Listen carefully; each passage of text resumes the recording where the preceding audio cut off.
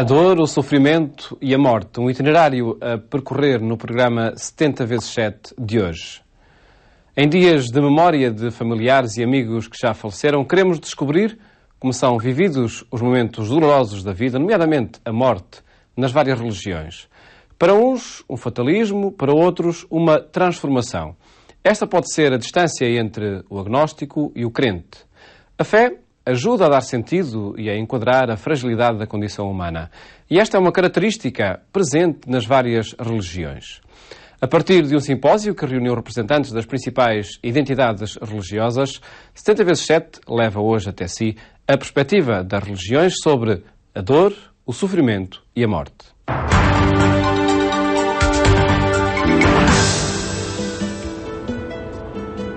Vivida na sua plenitude, a vida com qualidade é composta de bem-estar físico, psíquico e social.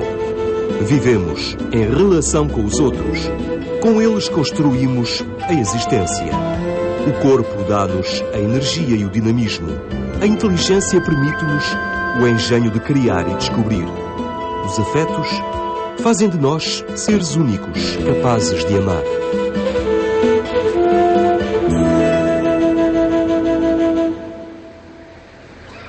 Mas esta é uma condição frágil.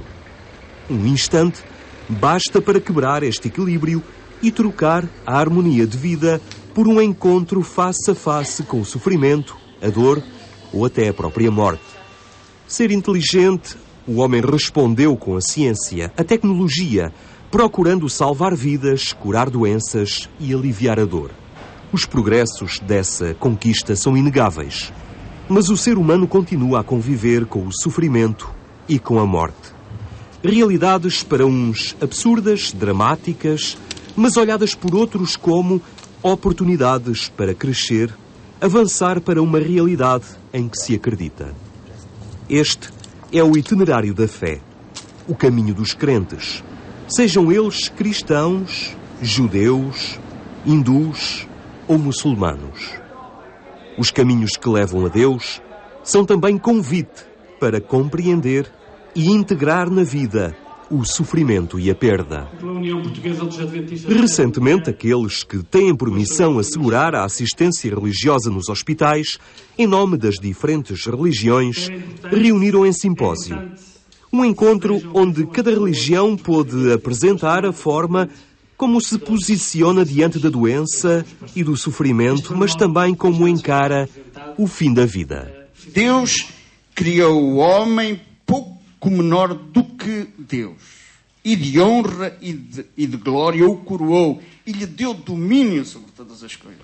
Portanto, é interessante verificar que o homem, o ser humano, a homem e mulher, o ser humano, é, de alguma forma, para os cristãos, a coroa da criação divina. Há alguém que pode dialogar com Deus. Há alguém que pode interpelar Deus e há alguém que pode dizer não a Deus. É interessante. E há muitos que dizem. Não é? Aliás, alguém disse que o homem é o risco de Deus. A liberdade como condição da natureza humana. Um ser que não é instrumento, mas pelo seu agir, artífice do seu futuro. A leitura cristã não contradiz a convicção do judaísmo. Para o povo nascido de Abraão, o ser humano conjuga-se numa unidade indissociável do corpo com a alma que o anima e lhe confere identidade. No judaísmo, a saúde é a integridade. Na visão judaica, durante a nossa vida aqui nesse mundo, a alma e o corpo são partes de um único inteiro, um shalem.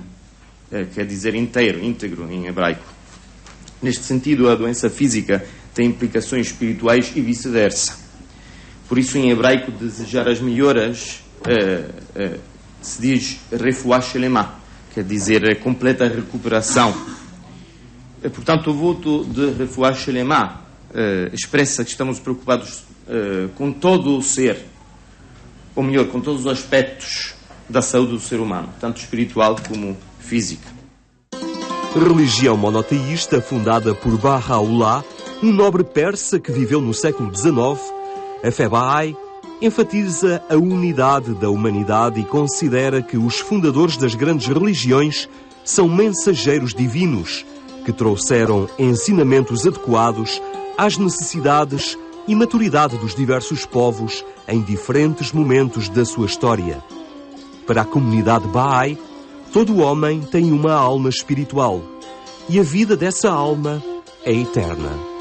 A alma tem origem nos mundos espirituais de Deus e está exaltada acima da matéria, acima do reino físico.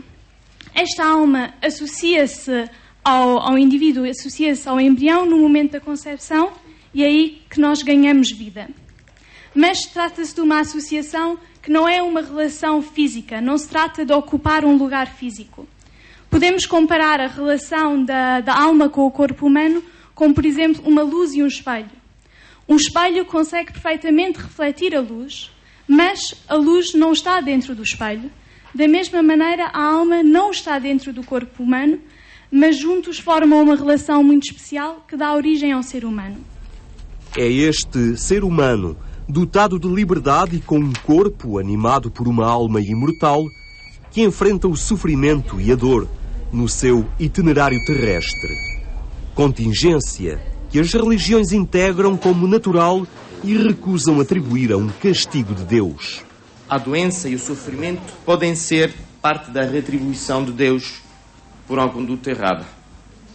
A recompensa e o castigo, ou na linguagem mais comum, a providência divina, são um dos 13 princípios de fé judaica, sem os quais não existe judaísmo. Todavia, a vontade divina é ininteligível. Portanto, na nossa tradição é fortemente desencorajada a associação de um determinado sofrimento com uma determinada má conduta. É o próprio homem, dotado de liberdade, que condiciona tantas vezes o seu bem-estar, criando situações que podem resultar em sofrimento. Dos pequenos hábitos e estilos de vida, a atitudes de arrogância e sede de poder a qualquer preço, a dor, o sofrimento, têm a não raras vezes as suas causas no próprio homem. Hindu dharma ni andar sanatan Diante da doença e do sofrimento, o hindu entoa alguns mantras a Shiva por intermédio dos 4 Vedas, como vou exemplificar. Arihyom trambakam jajamahe shugandim pushtivardhanam urvarukamiva bandhanan mrityurmukshiyamamritat. Este mantra é muito poderoso e a ele se recorre habitualmente para pedir e orar a Deus Todo-Poderoso. Temos 3 tipos de dor no nosso organismo, que é a física, a mental e a espiritual. A física é a que nos leva para os hospitais e onde nós vamos tentar encontrar o equilíbrio físico e mental. Perante a doença e o sofrimento, as religiões, acreditando que Deus é parte da cura, confiam também na eficácia dos homens e no poder da ciência. A fé interage também com a ação benéfica da medicina. E no Islão nós temos 2 coisas que são muito ligadas uma com a outra. Em árabe é du'a e dawa. Du'a é pedir a Deus, ó Deus, que dê a cura à pessoa que está doente. É a parte espiritual, a parte religiosa. Dawa é o medicamento que nós tomamos. Portanto, quando visitamos um doente, quando ele nos pede para nós fazermos o du'a, pedir a Deus, nós perguntamos se ele tomou o dawa, se tomou o medicamento. Portanto, é ele, segundo os crentes, Deus é que colocou a cura no medicamento. Portanto, é muito importante, porque há doentes, crentes, independentemente da religião, só querem o du'a, só querem a oração, não querem tomar nenhum medicamento. Mas há doentes que não querem du'a, não querem oração nenhuma, só dependem dos medicamentos. Portanto, convém estas 2 coisas estarem ligadas uma com a outra. Também a cultura e a religião judaica partilham a convicção que a ação de Deus se manifesta na sabedoria e no agir dos profissionais de saúde. Assim, convida a ir em busca do remédio que pode libertar o corpo do sofrimento. Um dos atributos de Deus é Rofé, quer dizer o médico, a cura. Não porque Ele seja o único que nos possa curar, mas porque Ele, em última instância, é quem dá sabedoria aos médicos para poder nos curar. Maimônides, o Rambam, Rabi Musa ibn Maimun, em árabe, como é chamado, o eclético rabino sefardita do século XII, associou a obrigação de curar o doente ao preceito bíblico de restaurar uma posse perdida ou roubada. Portanto, se alguém perdeu a saúde, temos que ajudá-lo a recuperá-la. É de nossa responsabilidade trazer cura, força e esperança aos doentes. O judaísmo acredita firmemente na eficácia da colaboração com os médicos, enfermeiros, assistentes sociais e todos aqueles que trabalham na área da saúde e que fazem a obra de Deus com as próprias mãos. Na fé Bahá'í, a doença não é obstáculo, mas uma oportunidade para o nosso aperfeiçoamento.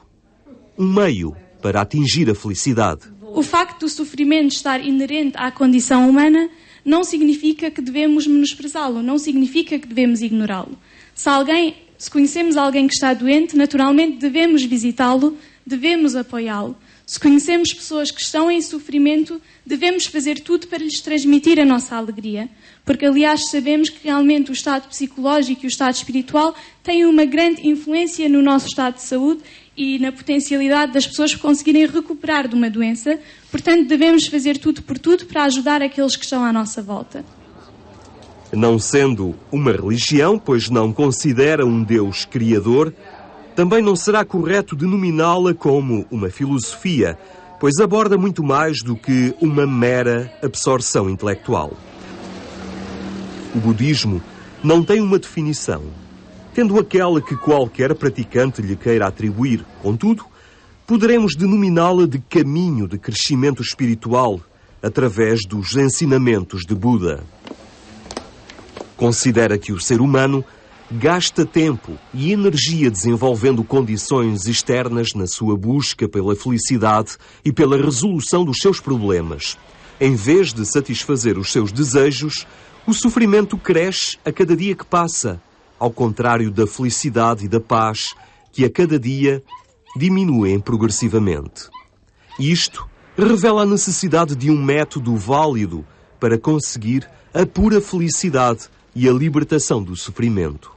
Por um lado, o apego a certas coisas, o apego egocêntrico a certas coisas, aquilo que parece atraente, agradável, benéfico, etc.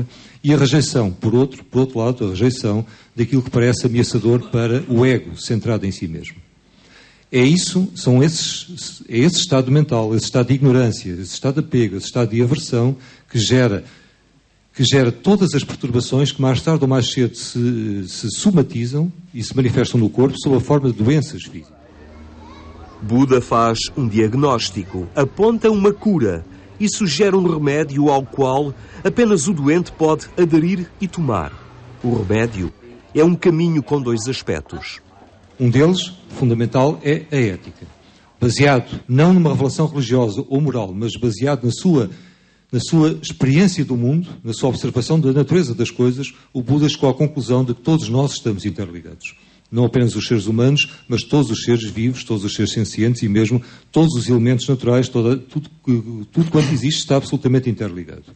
Assim sendo, no que diz respeito aos seres animados, todos os nossos pensamentos, palavras e ações têm um efeito sobre nós e sobre os outros.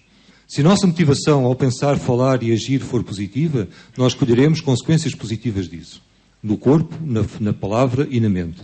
Se ela for negativa, se nós contribuirmos para o nosso sofrimento e para o sofrimento dos outros, nós colheremos as consequências negativas disso. Mas o sofrimento não é gerado exclusivamente pela doença. A infelicidade, a frustração, a incompreensão, são realidades que provocam sofrimento e não acontecem apenas pela ausência de saúde. O desemprego, a solidão, geram sofrimento e angústia. E hoje, perante a dificuldade da sociedade de lidar com o número crescente de idosos, também a idade avançada é condição favorável ao sofrimento. O envelhecimento ou a velhice é algo que acontece a todos nós quando chegamos lá.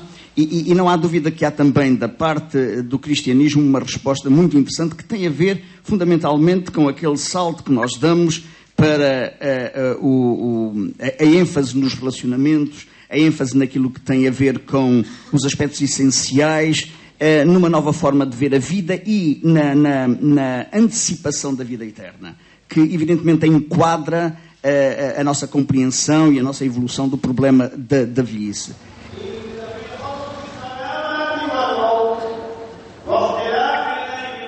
Na cultura islâmica, o idoso ainda não é um peso para os sistemas de segurança social ou um fardo para as famílias atarefadas nos afazeres diários.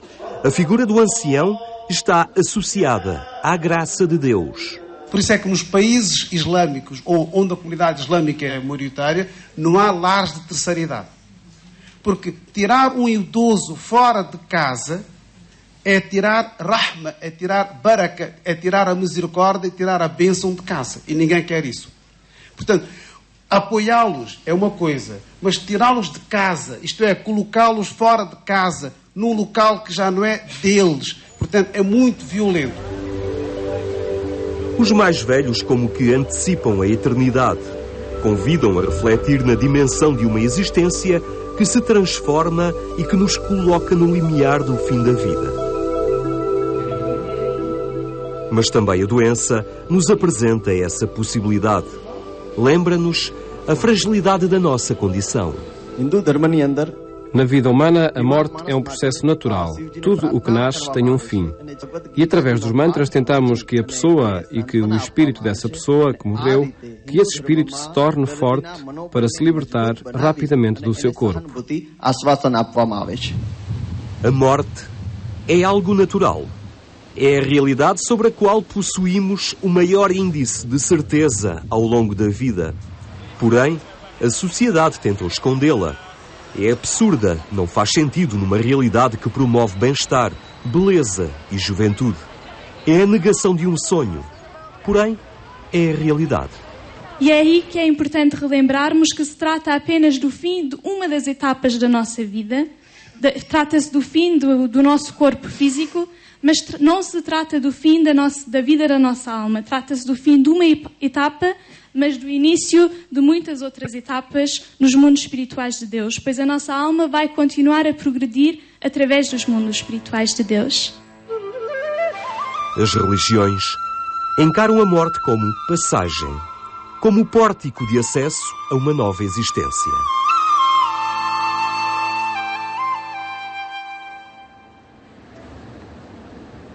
No cristianismo, este é o momento em que se cumpre a esperança e a promessa do encontro definitivo com Deus.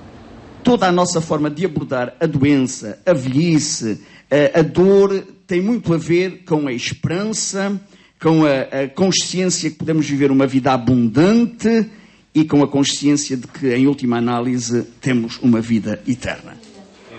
O homem perante a doença, o sofrimento ou a morte. Dimensões negativas e dolorosas que as religiões integram nas suas doutrinas, lembrando que estas são fases da existência tão certas e normais como nascer, amar e crescer. A vida é um todo, composta do agradável e daquilo que nos perturba.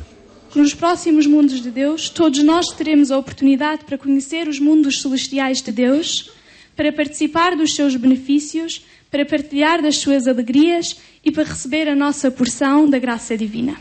É necessário que nós olhemos para dentro. Em vez de procurarmos fora o que imaginamos faltar-nos, é importante que nós tomemos consciência de quem nós realmente somos. É isso que verdadeiramente importa em termos budistas. Não é a crença, não é a descrença, é a experiência direta. E, nesse sentido, a meditação é indispensável. Khalil Gibran, um poeta, Khalil Gibran disse que Deus deu à humanidade um copo de felicidade. A cada um de nós, Deus deu um copo cheio de felicidade. Mas disse a cada um de nós, antes de beber esse copo de felicidade, beba algumas gotas de infelicidade.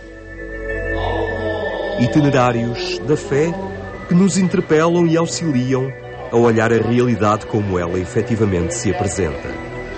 Não há felicidade sem dor. Não há tristeza sem alegria.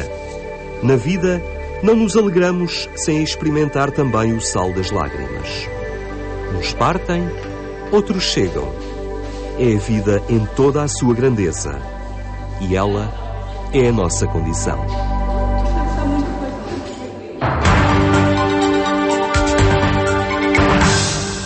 Perspectivas das várias religiões sobre o sofrimento e a morte na reportagem do programa 70x7 de hoje. Agora, a opinião por ser domingo. Por ser domingo, ainda com estas imagens da nossa retina, imagens da dor, do sofrimento, da morte, estamos numa quadra em que muita gente vai passar por cemitérios, recordar-se falecidos, é uma semana da saudade, e nós temos de também saber incorporar na nossa vida a adversidade, o que corre bem, o que corre mal, a saúde e a doença, e temos de aprender a conviver com esses fenómenos. E, portanto, é também palavra do Senhor este apelo a que a vida nos faça pensar em tudo aquilo que com ela tem a ver. E hoje temos um Evangelho muito importante. Todos são importantes, mas este parece que foi mesmo feito para a conjuntura que nos tocou viver, ao nível europeu sobretudo, e ao nível de Portugal. Há uma frase que é esta de Jesus, falando nos líderes do seu tempo, dizendo: esta gente é muito lesta a encarregar pesos pesados nas costas do povo, mas aqueles que os carregam nem sequer com um dedo lhe tocam. É uma frase muito amarga de Jesus e muito dura, e ele tinha, como sabemos todos, uma aversão grande aos fariseus, àqueles que queriam parecer aquilo que não eram, aos hipócritas. E ele muitas vezes se referiu àqueles que tinham o poder e censurava-os porque abusavam do seu poder, carregando fardos pesados a quem não tinha capacidade para os suportar. E nós, sem querer, lemos a sociedade portuguesa. E há uma percepção em Portugal de que há muita gente a quem estão a ser carregados fardos muito pesados e muita gente que podia suportar muito mais e aliviar o peso daqueles que menos podem. É uma mensagem simples. A Igreja está sempre ao serviço do homem, da dignidade da pessoa. E também aqui, por ser domingo, nós queremos manifestar esta solidariedade com todos aqueles que estão nas vésperas de grandes decisões do país, que estão sujeitos a ter de carregar fardos muito pesados, famílias grandes, com filhos, gente que sofre e fica triste só ao pensar que não tem pão para pôr na sua mesa. Que da parte de todos nós haja uma abertura a este valor da partilha, do repartir entre todos aquilo que é mais doloroso. Porque se todos dermos o nosso contributo, será menos pesada a cruz que nos for caindo nos ombros. O programa 70x7 fica por aqui. De hoje a 8 dias mostramos-lhe a criatividade empresarial para ultrapassar momentos de crise. Votos de bom domingo e uma ótima semana.